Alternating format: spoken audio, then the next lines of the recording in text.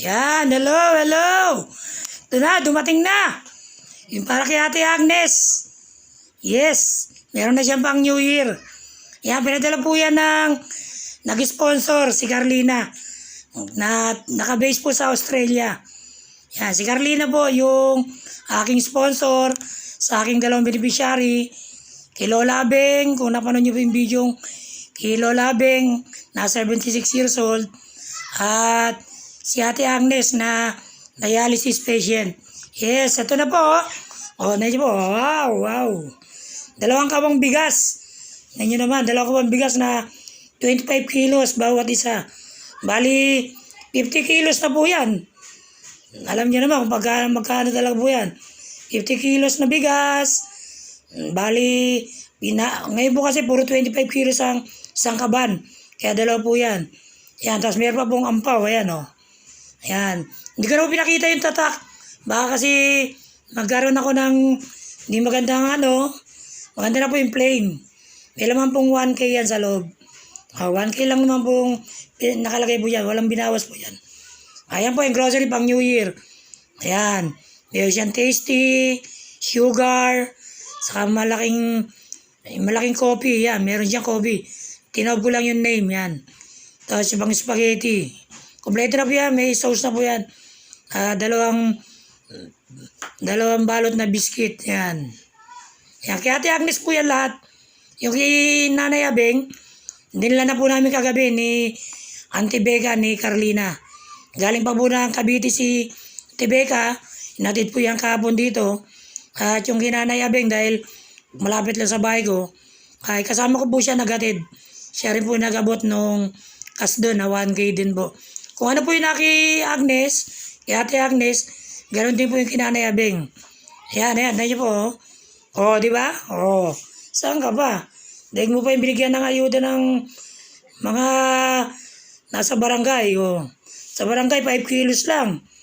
50 kilos na. Meron pang grocery, pang New Year.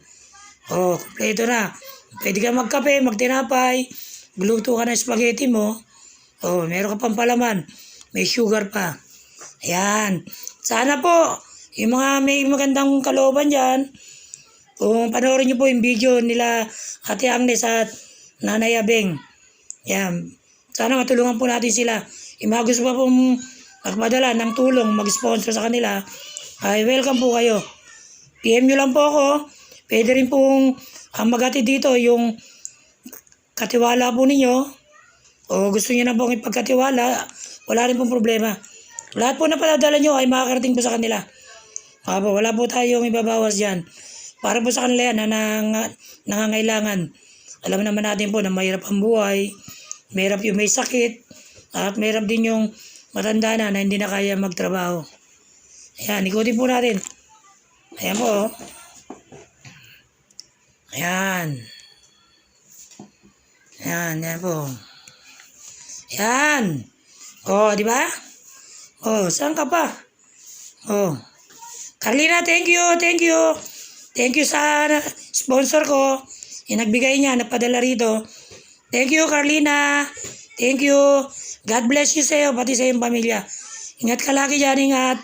Sana mas marami ka pang matulungan na nangangailangan. Salamat. Salamat sa buong pamilya ni Carlina. At kay Auntie Becca. Auntie Becca, thank you rin Thank you sa effort mo. At alam ko, nahirapan kang magbiyahe papunta rito. Mula Cavite hanggang Quezon City. Bagong Silangan. Thank you, Ate Becca. At sa lahat, thank you rin po kay Carlina. Thank you po sa inyong dalawa at sa pamilya po ni Carlina. Thank you, salamat.